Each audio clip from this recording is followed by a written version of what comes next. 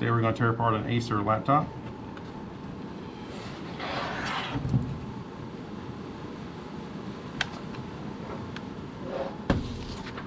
It's an Extensa 5430.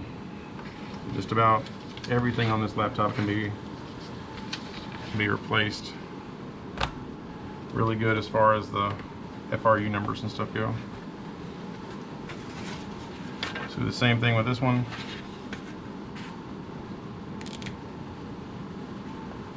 Draw out the bottom of the board. And we'll go around and mark where all of our screw holes are. And this one does have different size screws going around the outside of it. So you could potentially put one in the wrong spot.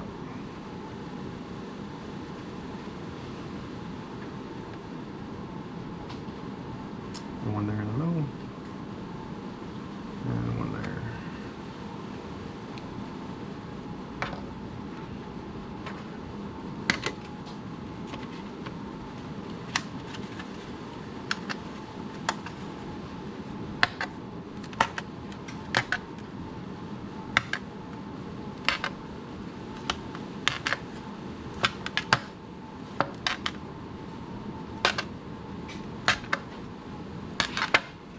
All right.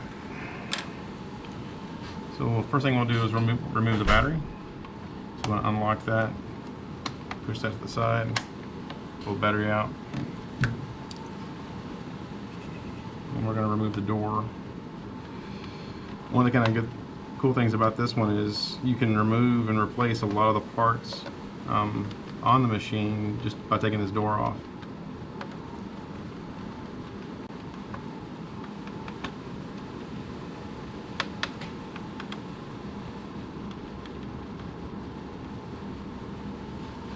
All one out the door.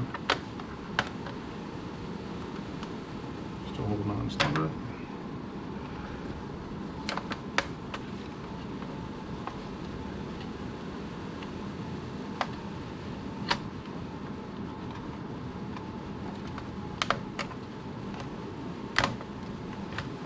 This one you gotta kind of flex the door a little bit to get all the tabs out. You see we have long tabs here on the side. Some short ones over there. Set that one to the side.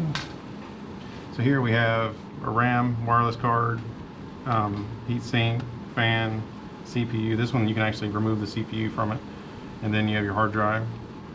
So take this one screw out. Set there. We'll take this one and just slide the hard drive back.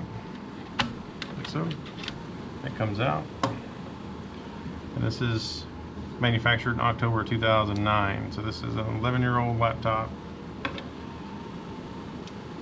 Pretty old. Alright, so I've got that screw, I've got some more underneath of one there, one there.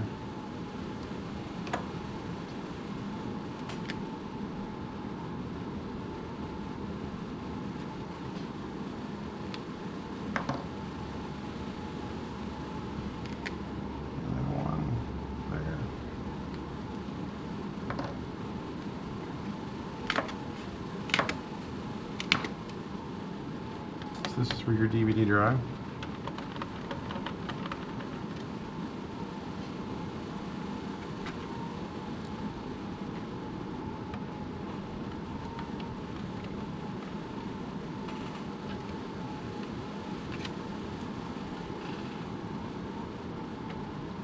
This one has two in it.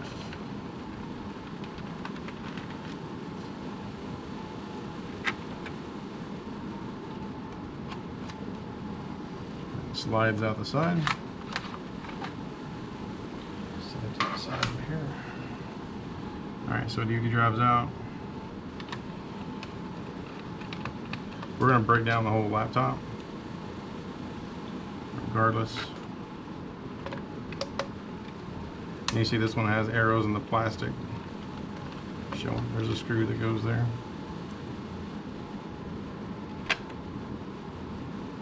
Get those two out. I'll go ahead and pull the RAM.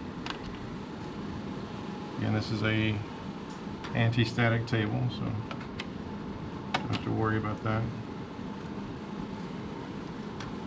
Get it there. And this one, the fan and the heatsink are separate. One of the biggest things that will happen with laptops, especially in older ones, if they are used in a really dusty environment, the heatsink will stop up. I have a feeling this one is pretty stopped up, just from looking at it. It's that fan to the side. This one's probably never been cleaned out. So you guys see that layer of dust there in front of it? You know, so the heatsink on your desktop and laptop is a lot like the radiator on your car. It has to have airflow going through it, and if the airflow isn't there, it'll cause it to overheat. So the heat tubes, this is actually two tubes, one inside another one. This piece of copper here. As the fluid heats up, the fluid runs up one tube and goes up to the heat sink. As the fan's running, it blows cool air across it, pulls air in from the bottom of the case, blows cool air across it, blows out the back. And as the fluid cools off, it flows back down through the other tube and back down to the CPU and just continues that entire cycle all over again. But if the heat sink is stopped up with dust and dirt and fuzz and all kinds of nasty stuff, it won't be able to get the proper amount of airflow. So it'll start getting hot. So we usually take these out and clean them. This one's apparently never been cleaned. Just set that to the side. And all of these are FRUs, field replaceable units. And you see this is the FRU for the CPU. So if you had to replace the CPU, you have a number there for it. And this one actually comes out. So this one's socketed. Has a little lock on it. Twist that lock, turn it to the side, and you can pick up the entire CPU. See, there's our AMD CPU. So pretty much everything that we can change out quickly to upgrade has been taken out. So we've taken out the RAM, taken out the CPU, taken out the hard drive. So now we want to remove our wireless card. And those just unclip there. Press down.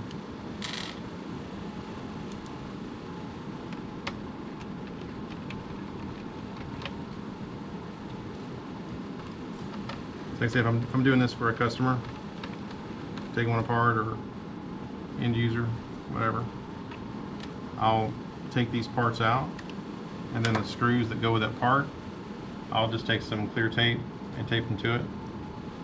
We don't lose them. Can't tell you how many laptops I've taken apart and missing screws. Just didn't put them all back in. Alright, so that's everything from inside of it. So we'll start taking out all the outside screws.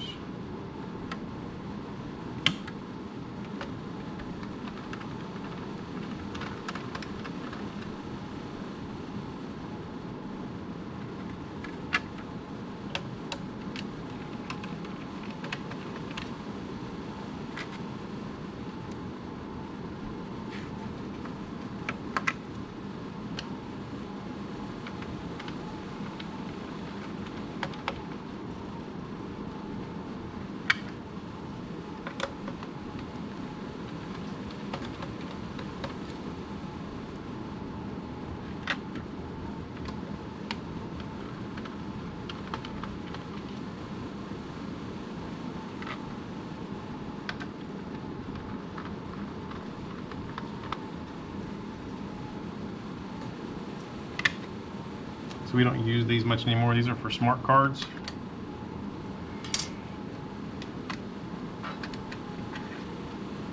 You don't see them on laptops much anymore. Also for like expansion cards, if say, for example, this thing didn't have a wireless card in it, you could buy one and plug it in.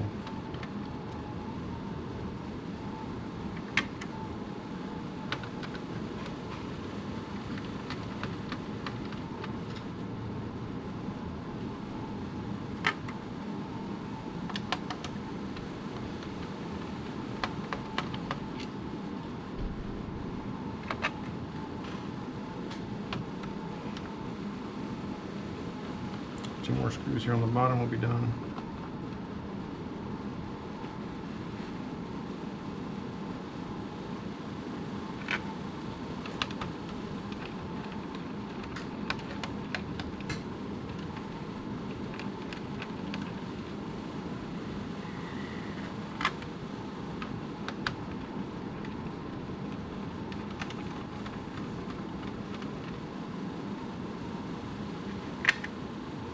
And I believe that is all of them. Quite a few.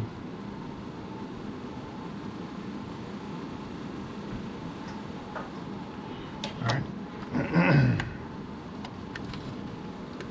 So I'll open this one up.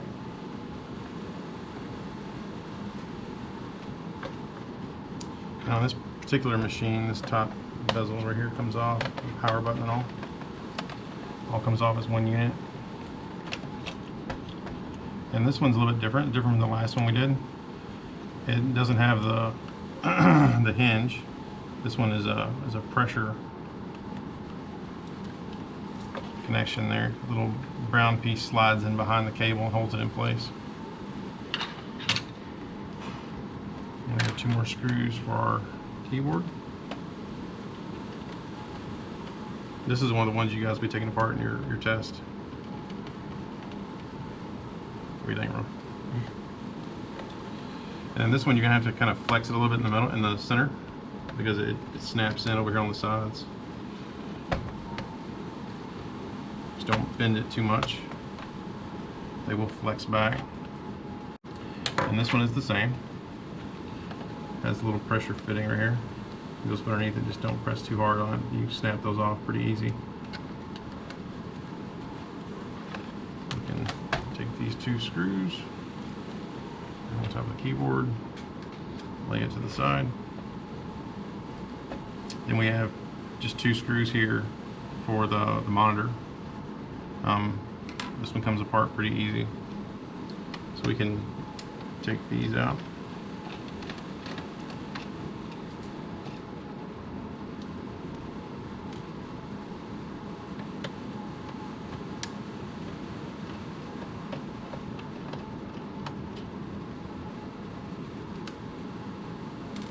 Now one thing we need to do on this one, the other one didn't have, is it has a top of plug with a whole lot of little pins in it.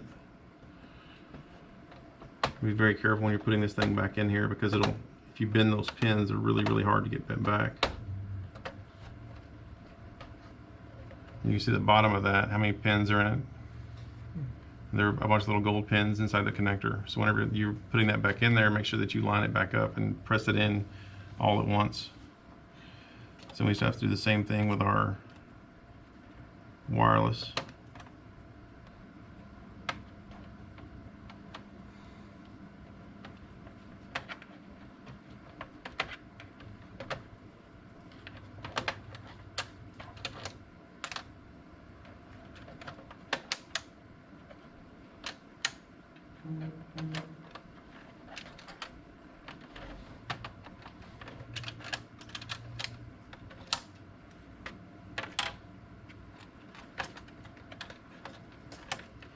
So our wireless antennas and video. So I was telling you guys about before, some of the older machines had inverters in them. This one has an inverter in it. I'll show you what that looks like once we take that monitor apart. Thank you, Roy. So then we have 2 more ribbon cables here for the touchpad buttons, and this one for this button set here on the side. So go ahead and hook our speakers.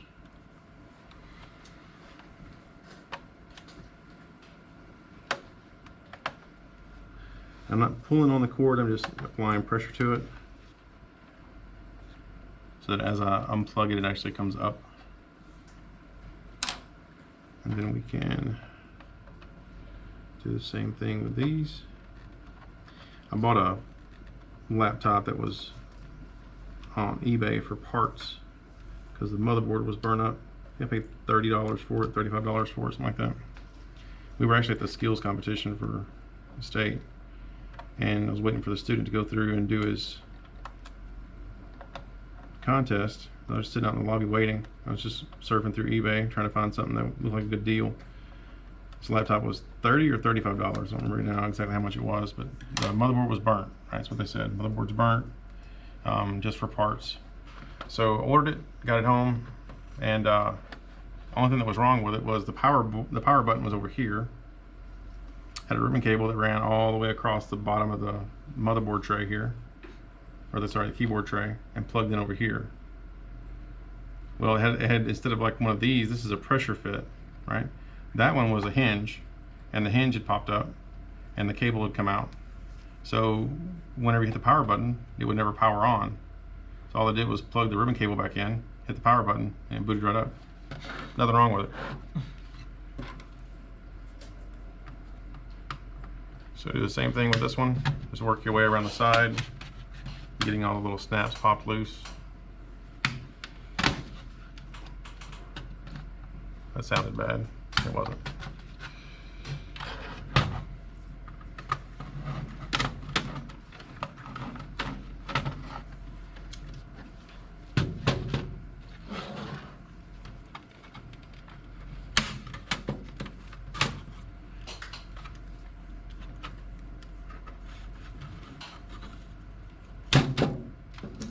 There we go.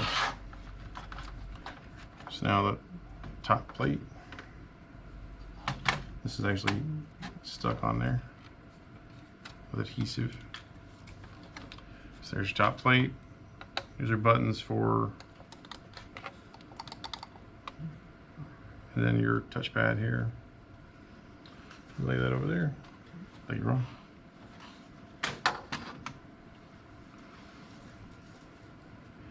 All right, so then we can leave this attached. This is just so we don't lose it. This is your modem. You guys, younger guys, probably aren't used to seeing a dial-up modem, but this one has one on it. This is for your power input. And this is a kind of a dongle as well. So if this breaks off, or inside internally, you can just replace the entire device instead of having to solder anything on.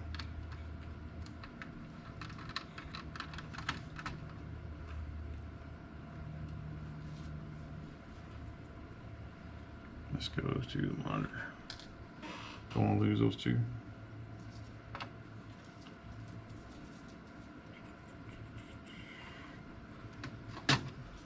This one doesn't have just a whole lot of screws in it. I'll go ahead and take the modem out. Show you guys how that thing plugs in.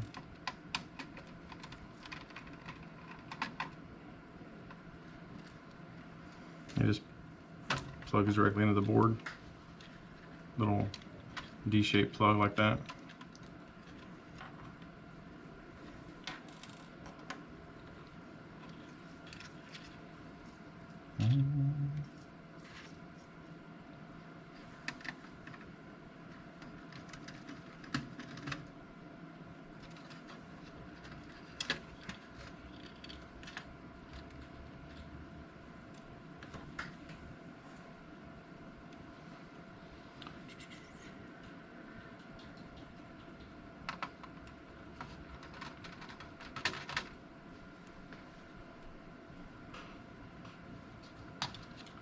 And that should be it.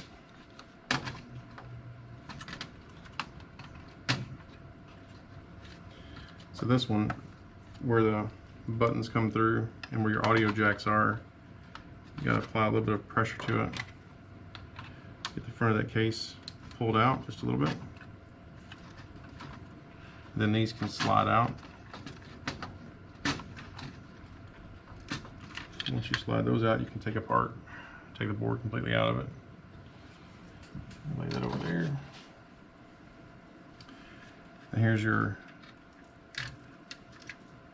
power adapter. So you plug that in. Has a part number. These are usually $7 or $8, so they're not very expensive.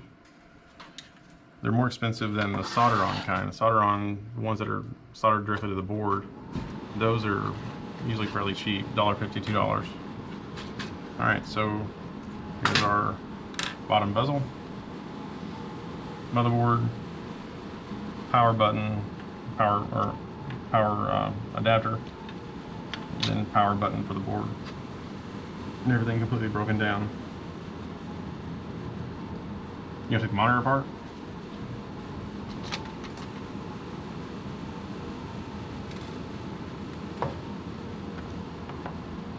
So this one's, like I was telling you about before, has two little pads on it right here. And these come off fairly easy. I'll have to try to save the adhesive as much as possible, that way they stay back on there the way they're supposed to. Just taking a small flathead screwdriver, getting up underneath it, flipping it over. I'll just stick that to the LCD, that way I won't lose it.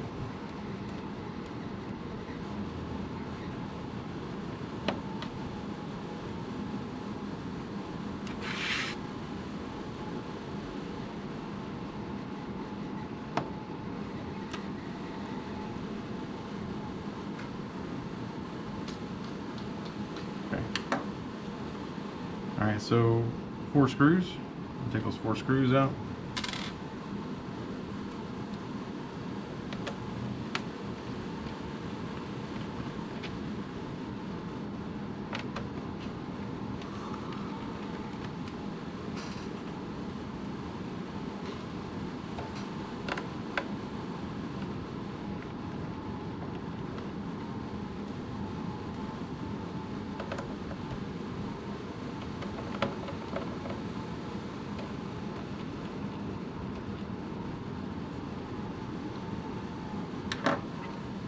And this one has adhesive down here that has to be broken loose whenever you take this off. And these will hook too, so you gotta be careful with those. Just pick a corner. That sounded worse than it actually was.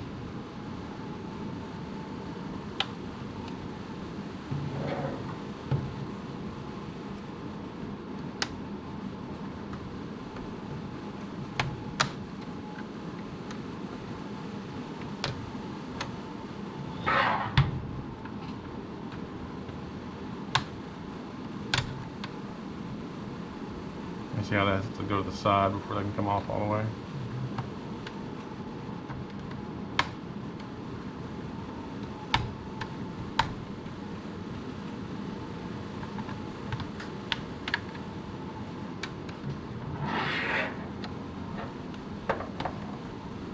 Who do you think makes this LCD? Sorry? Who do you think makes the LCD?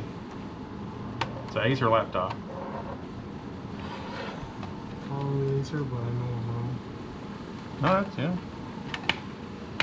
Most people would think that. But all these outsourcing companies, who knows? Yeah. See how the tape there tapes that on. Then here we have our camera connection. Crystal eye. Top piece is off. And this one has a different type of wireless antenna. This is a harder material there. And here's our inverter. And you see this is how this is wrapped. This takes DC power and converts it back into AC for the monitor. So that can be dangerous if the machine's powered on. It can hold voltage, so that's something you want to play around with. Let me see. I'm going to take all these off.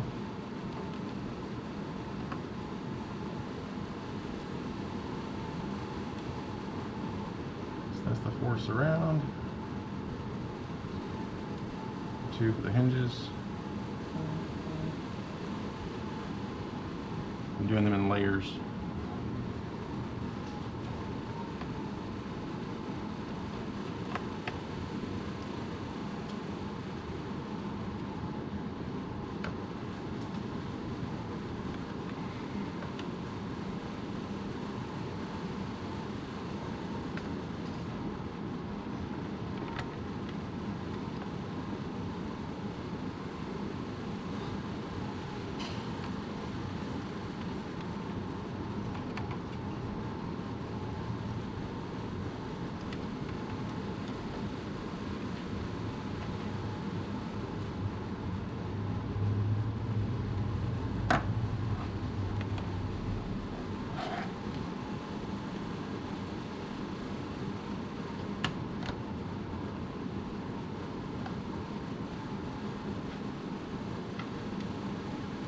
you guys can see we're attached up here at the top.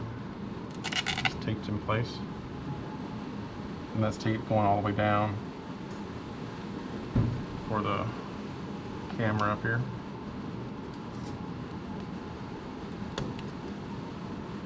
Open that up. I'll go ahead and pull the inverter off, take that off as one piece.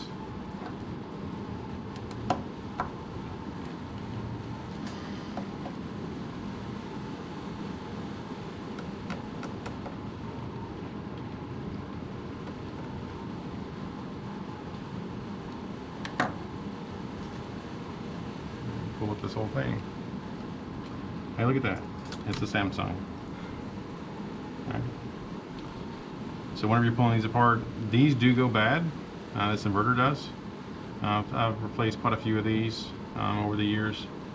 So one of the ways to diagnose a bad inverter, you're not going to see these machines much anymore. They usually long since died off. But if you haven't run across one, the way to test the inverter, if your inverter's out or just not producing enough power, your screen will be really, really dim. So you can take it into a dark room and you can see everything just fine on the monitor. It's usually a bad inverter. It's just not getting enough power going to the lights. And these have lights running down the inside here that power across the board, across the LCD to shine on it and light it up. So one of the reasons you want to take these apart is to make sure that you're getting the right model number and that your cable's in the right location. Because you can have one that the model number is very, very similar, but the cable's down here, or the cable's over here, or down here, right? And then depending on where it is, the cable that actually goes back down to the motherboard would be too short, too long, whatever. And these don't have just a whole lot of extra room inside the monitor. So you want to make sure that you're getting the exact same model number that you need. So if this one had a broken LCD, we would look for this model number here and make sure that whenever we saw the pictures of it, that the plug-in for this was in the right spot. So that is that.